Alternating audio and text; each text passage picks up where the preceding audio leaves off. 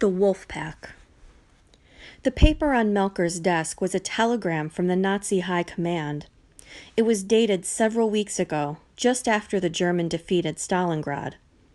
Under Herr Professor Dr. Major Melker's name and home address, it said, "Regret to inform you, your son, Unteroffizier Jürgen Melker, killed in glorious service to fatherland on 1st February during strategic withdrawal of forces from Stalingrad.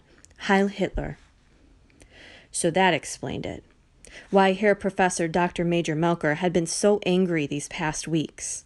Why he'd been letting his doubts about Hitler and the war creep into his lessons. His son had died at Stalingrad. Strategic withdrawal. Ha! Just like protective custody, strategic withdrawal was code. It meant we ran away like cowards. Sergeant Jürgen Melker had died running from the Russians with the 6th Army the day before the rest of his comrades just gave up and surrendered.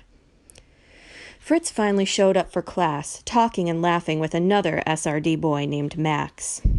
I called Fritz over. "Take a look. I found something that explains why Herr Professor Dr. Major Melker has been so touchy lately."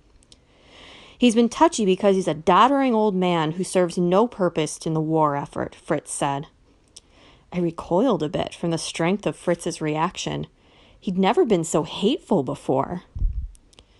"We have no use for these clever monks in their quiet cells," Max said, spouting overblown propaganda from our weekly meetings. "The future will not be one with essays and tests. It will be one with fists and steel." Fritz nodded in sour agreement. "No, listen," I tried to tell them. But Herr Professor Dr. Major Melker walked in just then. I dropped the telegram and hurried away to my desk. "Sit down and shut up, you brats," Melker said.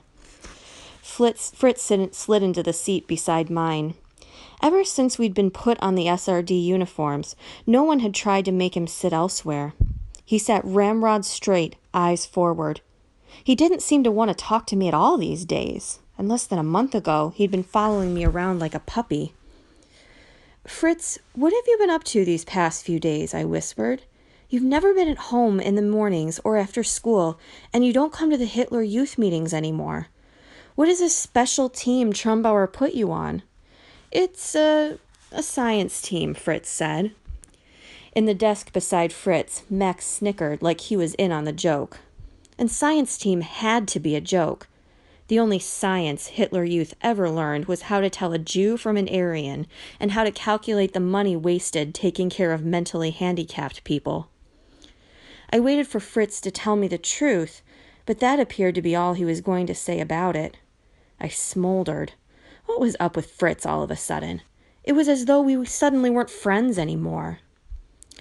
Herr Professor Dr. Major Melker walked up and down the rows of desks, handing back graded papers. He put one on Fritz's desk. Fritz reached down slowly and flicked it away. The paper fluttered off his desk and landed on the floor at Herr Professor Dr. Major Melker's feet. "Pick that up at once," Melker said. "No," said Fritz. "You pick it up."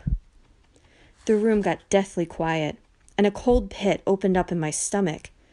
Fritz didn't know what had happened to Melker's son. He was going to push him too far. Herr Professor Dr. Major Melker's face reddened. "I will do no such thing. Pick up that paper at once, young man, or I will mark this incident down in your Nazi Party record book." Fritz slowly got up from his desk. The entire room was silent, watching. "No," Fritz said again. His voice was cool, collected. The direct opposite of Herr Professor Dr. Major Melker's nervous spluttering. "I told you once to pick it up," Fritz said. "I won't tell you again." I couldn't believe Fritz.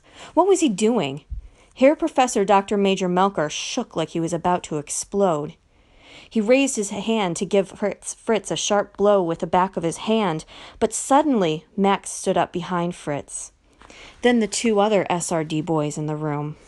The junior Gestapo, all staring with cold, dead eyes at Herr Professor Dr. Major Melker. Melker stood frozen, hands still raised, eyes bulging in a mix of indignation and horror. Fritz glanced at me. I was the only SRD boy not standing, not challenging Melker. I stood up. I had to. I couldn't sit while the other SRD boys stood, otherwise I ran the risk of blowing my cover. Herr Professor Dr. Major Melker's bushy eyebrows knitted together in anger, and he opened his mouth to say something, but what we heard instead was the howl of the air raid siren. The Americans were at it again. We had to get to the shelters. Fritz stepped away from his desk, deliberately walking, not running, past Herr Professor Dr. Major Melker to the door. The other Hitler Youth boys did the same, filing past him in a silent procession of unexpressed violence.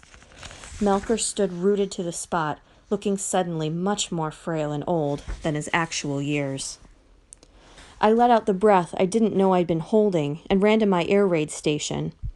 Whatever it was Fritz was doing before and after school for the SRD with Max, it was changing him. He was harder now, colder, meaner. He never would have talked back to Herr Professor Dr. Major Melker like that before, and he never would have lied to me. And if Fritz wasn't going to tell me the truth about what he was doing for SS Obersturmführer Trumbauer, I was just going to have to find out on my own.